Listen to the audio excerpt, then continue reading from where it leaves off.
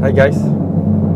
Okay, welcome to full-time Tesla. I'm just going for a drive, going to work. Okay, today's topic is a very interesting one because I've had this Juniper all-wheel drive for about 9 months, a little more than 9 months, and in that time I've only driven this car. I have not driven any other car during this time. So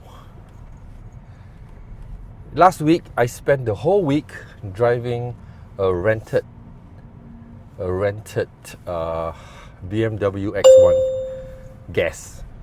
It's a petrol car, turbocharged, pretty nice, pretty fast, pretty economical, but not so fun. And today I would like to talk about this experience. How does a Tesla driver drive another car that's not a Tesla and it's not even an EV? And what are my thoughts? What are the pros and cons? What I like and what I don't like about driving an ICE car. ICE as in internal combustion engine, which is what we all know as the smelly fume cars. Okay, so what I like. The list is not very long. What I like about the BMW. What I liked about the BMW is the seats. The driver's seat, and I've only sat on the driver's seat. Driver's seat is very comfortable. It hugs very well. There's better side support, but the problem is it doesn't have ventilation like this car does. But it is a very comfortable seat. Okay, I like the sitting position. I like the mileage. A full top up of gas got me about 700 over kilometers of range, which is impossible on this car. Typically 400 kilometers. Okay, what else I like about the car? I like the cameras of the car. When I park the car, there's a real 360 camera, which all cars have except Teslas apparently.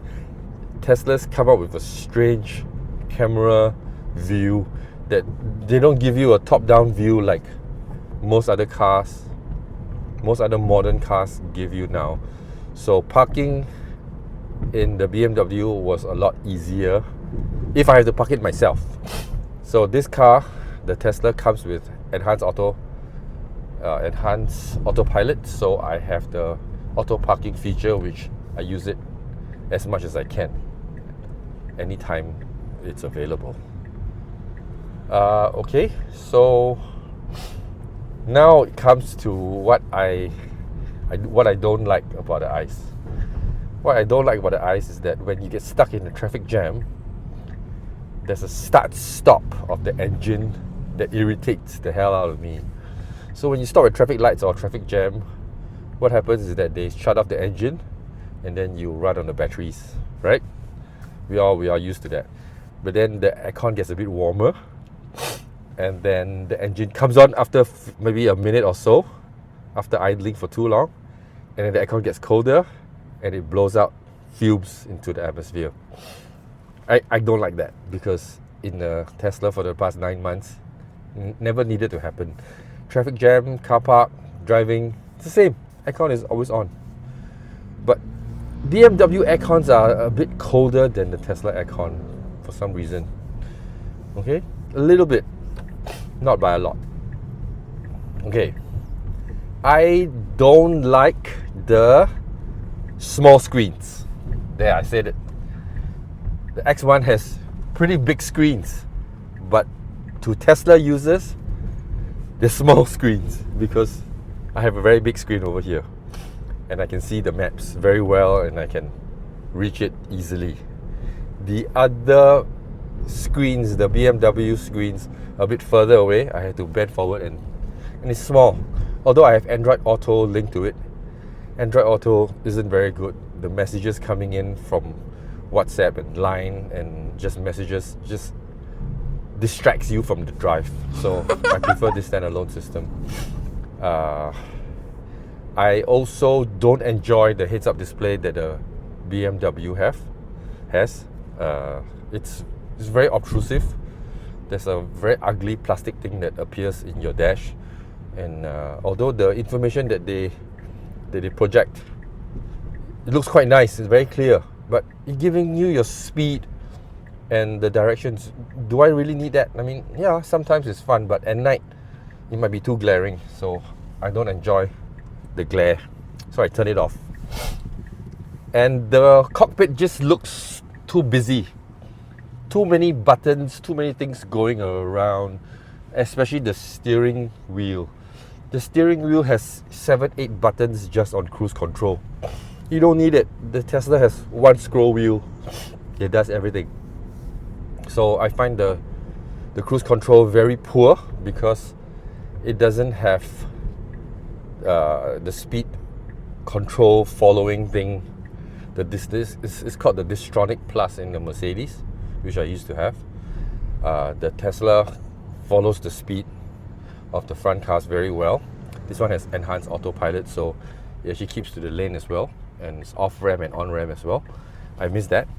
The BMW only had very basic autopilot, so it just keeps not autopilot, basic cruise control, so it just keeps the set speed that you set it at. It doesn't care about the speed of the car in front. And a few times I was shocked. I was like, how come it's not slowing down? Because I'm so used to that. For many years I haven't had just basic cruise control. Okay, the elephant in the room, regen. Okay, so a good thing, I say good thing with a pinch of salt because I don't know whether it's good or not. The good thing about driving the BMW is that when I foot off the accelerator, the car coasts very well, very efficient, because it has 8 gears. Gear ratios are very tight. It just very smooth. I can go for a long distance without having to step the accelerator. Whereas the EV, when you step on it, when you let go the accelerator, it just slows down immediately, which is good because you feel safer, especially when you're traveling fast. Just a little bit of a let go of the pedal, you slow down and you get some brakes. BMW, no. So some people like that, some people don't like that. It's a preference, and it takes a while to get used to it. I've gotten pretty good at the pedal of the Tesla after a few weeks, and I hardly, if ever, step on the brake at all. So the strange thing about using the BMW at first was the brakes. It's like, okay, brakes. I no idea how brakes feel like, but I will try to use the brakes. Okay, so the build quality of the BMW isn't on par with the Tesla, I guess. I mean, in Thailand, it's actually more expensive. The car is actually more expensive than the Tesla, which is a bit strange. I think because of the tax, and BMW is assembled in Thailand as well. So I really miss this car when I'm in the other car because I had to carry a key fob, which is quite ridiculous, right? Tesla uses like, key? Who needs a key? We have our phones with us all the time, and our phones are the ones that unlocks the car for us. We don't need keys. So having to walk around with the key in the pocket is a bit cumbersome, but it is what it is.